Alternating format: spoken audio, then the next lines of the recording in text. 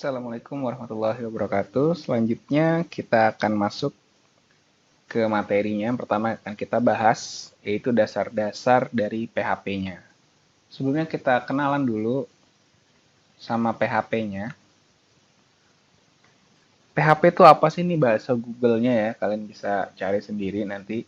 Jadi PHP itu bahasa server side. Jadi jalannya dia ada di server. Kemudian nanti hasil proses dari server itu akan dikirimkan ke klien atau browser kita. Salah satunya dalam bentuk script HTML. Jadi PHP ini pemrograman yang jalan di sisi server atau istilahnya server side. Kalau teman-teman udah belajar HTML, CSS, dan JavaScript, itu ada di client side. Oke, lanjut ya. Ini aturan untuk penulisan PHP-nya. Bisa teman-teman lihat di sini, tapi yang paling umum digunakan yaitu yang ini. Dengan tag pembukanya seperti ini dan penutupnya seperti ini.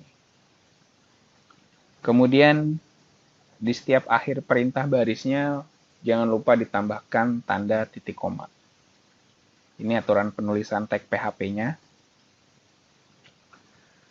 Kemudian untuk string di bahasa pemrograman PHP bisa menggunakan single quote atau double quote atau kutip 1 atau kutip 2.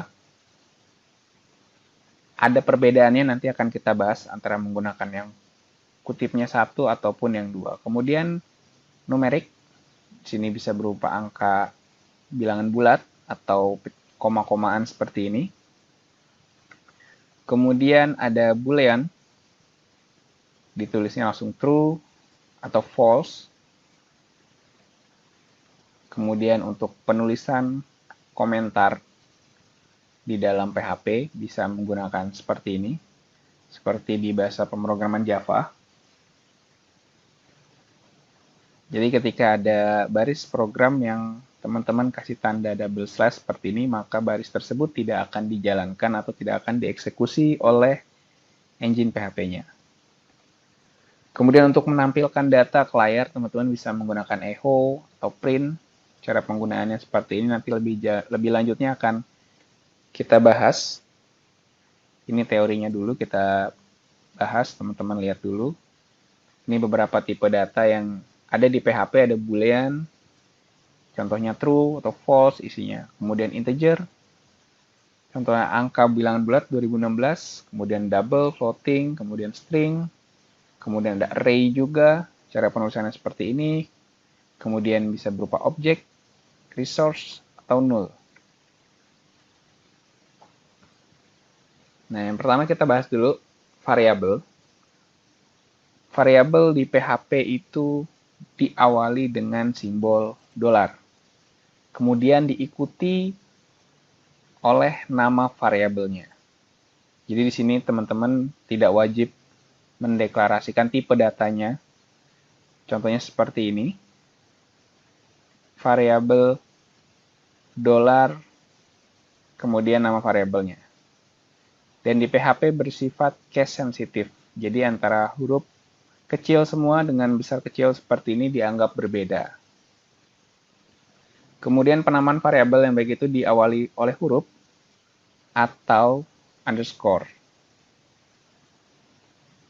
Oke, ini untuk perbedaan antara kutip 2 dan kutip 1 di dalam string. Jika menggunakan kutip 2 di dalam string itu, jika kita menyisipkan sebuah variabel, maka nilai variabelnya akan ditampilkan. Namun jika menggunakan kutip 1, maka semua simbol yang ada di dalam string tersebut akan dicetak apa adanya. Nah, ini contoh pembangunan variabel.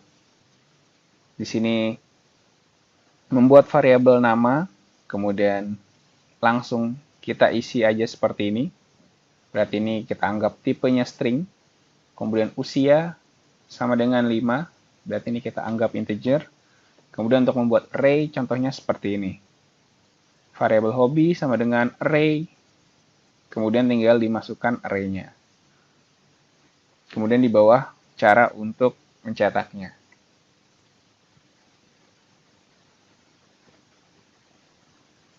Kemudian variabel menggunakan objek. Di sini membuat sebuah objek ditampung ke dalam variabel murid. Kemudian cara mengisi data ke dalam objek tersebut adalah dengan seperti ini, menggunakan tanda panah seperti ini. Kita isi datanya dengan nama, usia, dan hobi. Kemudian cara memanggilnya seperti yang di bawah ini. Terlihat bedanya. Ketika kita memanggil nama dari sebuah variabel hanya cukup seperti ini aja, $nama. Namun ketika kita mengambil dari objek, kita harus tulis dulu nama objeknya di sini. Kemudian tanda panah dan nama atribut yang mau kita panggil. Selanjutnya yaitu konstanta. Cara membuatnya itu kita menggunakan fungsi define. Kemudian di sini ada dua buah parameter. Yang pertama kita isi nama konstantanya. Di sini berarti nama konstantanya judul. Kemudian koma. Yang berikutnya adalah isinya. Jadi di sini ada dua buah konstanta. Yang pertama namanya judul, kemudian yang kedua P. Cara penggunaannya langsung seperti ini dipanggilnya, tanpa perlu menambahkan simbol dolar di depannya. Ini untuk memanggil konstanta dengan nama judul, kemudian di bawah ada contohnya memanggil konstanta dengan nama P. Oke, lanjut. Kita akan masuk ke materi tentang operator. Akan kita bahas di sini operator aritmatika, kemudian penaikan atau penurunan, atau bisa juga diistilahkan increment-decrement, operator pembandingan, operator logika, dan operator penggabungan string. Ini teorinya dulu, operator aritmatika simbolnya seperti ini, ada tanda plus, minus, kali, bagi, dan persen. Persen ini untuk modulus. Ini teman-teman udah tahu lah ya. Plus itu untuk penjumlahan, minus pengurangan, tanda bintang ini perkalian, kemudian pembagian, dan modulus. Selanjutnya yaitu operator increment atau decrement. Cara membuatnya seperti ini. Bisa kita tambahkan plus-plus sebelum variabelnya, ataupun setelah variabel. Kemudian kita juga bisa menambahkan minus-minus sebelum variabel, ataupun sesudah variabel. Ini teorinya. Untuk prakteknya nanti akan saya jelaskan apa perbedaannya antara plus-plusnya di depan ataupun di belakang.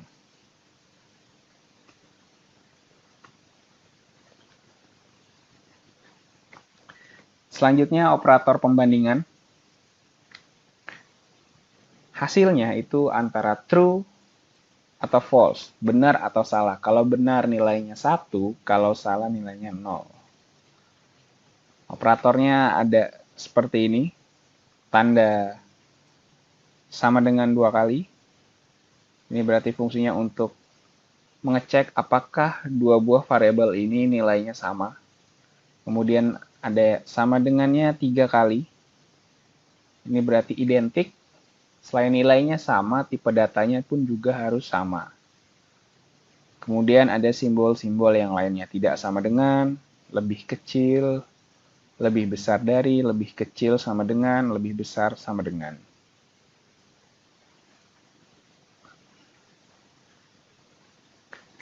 Kemudian ada operator logika.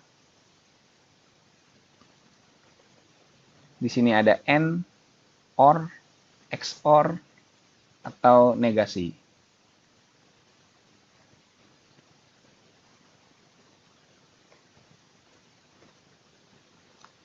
Ini dia operator logikanya, ada simbol AND, OR, XOR. Ini AND juga, ini OR, ini NOT atau negasi tadi. AND nilainya akan true jika dua-duanya yang dicek nilainya adalah true. Kalau OR, bila salah satunya true maka nilainya akan true. Dan seterusnya. Ini bisa kalian lihat teorinya, nanti silahkan dicoba sendiri prakteknya.